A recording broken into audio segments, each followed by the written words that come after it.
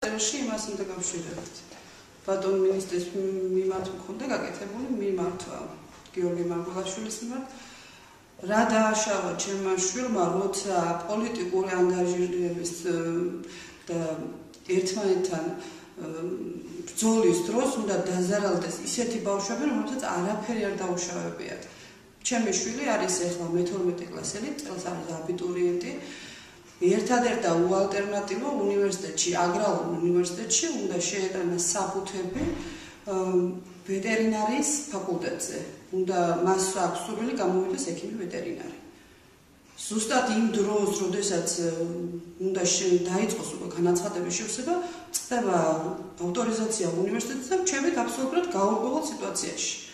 რატომ უნდა იყოს ასე, რომ დაიხუროს ისეთი უნივერსიტეტი, სადაც ზუსტად ის დარგები უნდა ვითარდებოდეს, რაც დღევანდელ მთავრობას აქვს პრიორიტეტულად ჩაწერილი თავის გეგმაში, რომ გაახორციელდეს და შეიძლება ახორციელდეს სოფლის მეურნეობაში ყველანაირი წინსვლა უნდა მოხდეს.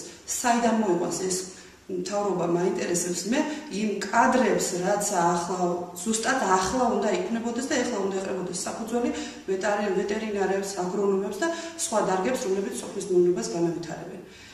ამიტომ ისჯება ჩემი შვილი. შეიძლება მთელი რაიონიდან, ოზურგეთის რაიონიდან იყოს ის ერთადერთი კადრი, იმიტომ რომ ეს არის ისეთი დარგი დღესდღეობის ჩავარდნილ დარგად ითვლება ვეტერინარია. არც არავის არ აქვს სურვილი უბრალოდ რომ ჩააბაროს მასზე, მაგრამ თუნდაც ის ერთი ბავშვი იყოს, ვინ დაიცავს ჩემი შვილის როგორც აბიტურიენტის უფლებას, რომ ის გახდეს ექიმი ვეტერინარი, დაბრუნდეს ისე თავის სოფელში, ემსახუროს თავის სოფელს და იყოს ერთი ნორმალური კვალიფიციური კადრი იმ დროს, როდესაც 4-5 სოფელში დღეს ოზურგეთში რომ მოიაროთ ერთი კვალიფიციური ვეტერინარი მე მაგალითად არ მეგულება. თუ რაიონში არ ჩამოვედით მანდამაინც ოზურგეთში და იქ არ გავარკვიეთ მთელი ეს საკითხები. ამიტომ მე გამიჩნდა კიდევ ერთი შეკითხვა ამ საკითხთან დაკავშირებით, რომ თუ არ არის ეს პოლიტიკურად მოტივირებული, რატომ თვითონ სოფლის მეურნეობის სამინისტროც არის გაჩუმებული? რატომ არ სჭირდება ეს კადრები სოფლის მეურნეობის სამინისტროს? როცა ისინი გვიყენებენ წინადადებას, რომ აუცილებლად უნდა გაუმთავრდეს სოფლის მეურნეობა. საერთოდ არავის არ ამოუღია ამაზე ხმა. რატომ თვითონ პარლამენტის წევრები, რატომ თვითონ მთავრობის წევრებს არ გაუჩნდათ ამაზე რეაქცია, რომ როგორ გაუმთავრდება სოფლის მეურნეობა, თუ მას კადრი არ ეყოლება. მე ვიცი ცხოვრობ დღეს სოფელში და ვიცი კარგად სოფლის მეურნეობას ამთავრებს ძლიერი კადრი, ძლიერი გლეხი და თავდაუზოგავი შრომა. მე მინდა რომ ჩემი შვილის უფლებები დავიცვა დღეს.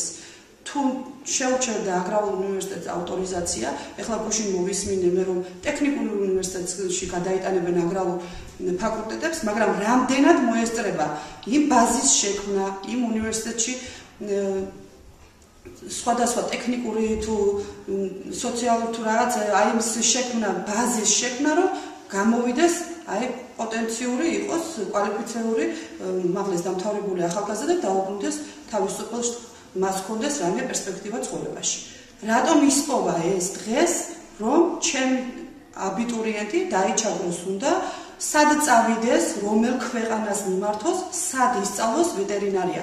გამცეს ამაზე პასუხი ბატონმა მარგულაშვილმა და პლუს ამას გამცეს პასუხი ქალბატონმა ეროვნული განმეცნიერების ცენტრის უფროსმა ქალბატონმა მაია მინაშვილმა, რომ სად შევიტანოთ ჩვენი საფუთები, რა ჩავწეროთ იმ გრაფაში, როდესაც 4 თვის შემდეგ ავტორიზაცია იქნება შეჩერებული აგრარულ უნივერსიტეტს, რა მოვიმოქმედოთ. აი ეს მაინტერესებს მე ყველაზე მეტად.